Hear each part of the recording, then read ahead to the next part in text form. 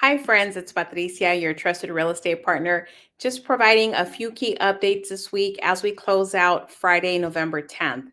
Wanted to share with you where we are at today in rates. So let's take a look here at our trusted provider here for rates, mortgage rates, and data.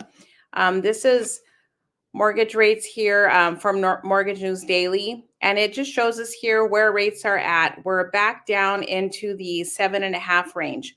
Earlier in October, we did flirt with the 8% range.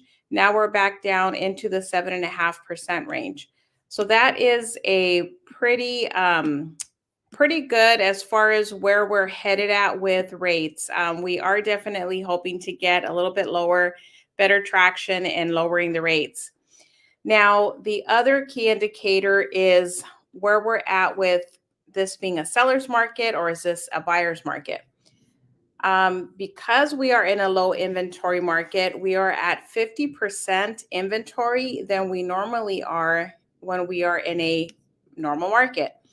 And looking at the information we have here, this is from Altos Research, and this provides information on where we are at in the market as far as this being a seller's market or a buyer's market. As you can see here from this indicator, earlier in the year, we were definitely in a seller's market. Now we're leaning towards a 40 mark indicator, which means that we're starting to see buyers getting some advantage in this market.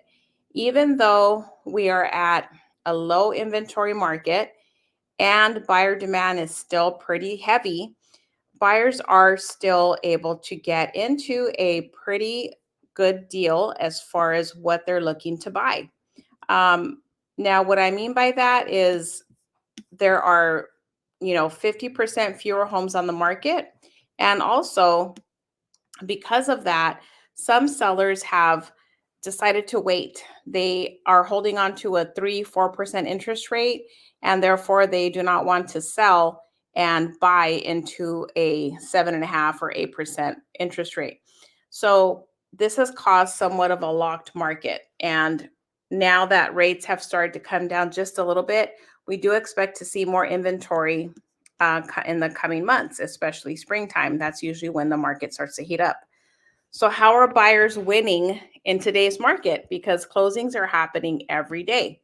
So I wanted to share with you, this is a article from Redfin, and Redfin is reporting that almost a third of homes for sale are new construction, the highest share of any third quarter on record. Now, here they're providing the detailed graph on specifically reporting in the third quarter of 2023. This shows us here that over 30% of home sales are due to new construction. Now, what this means is that buyers that are buying today, they are looking at buying new construction for a variety of reasons. Number one, you're getting a brand new home.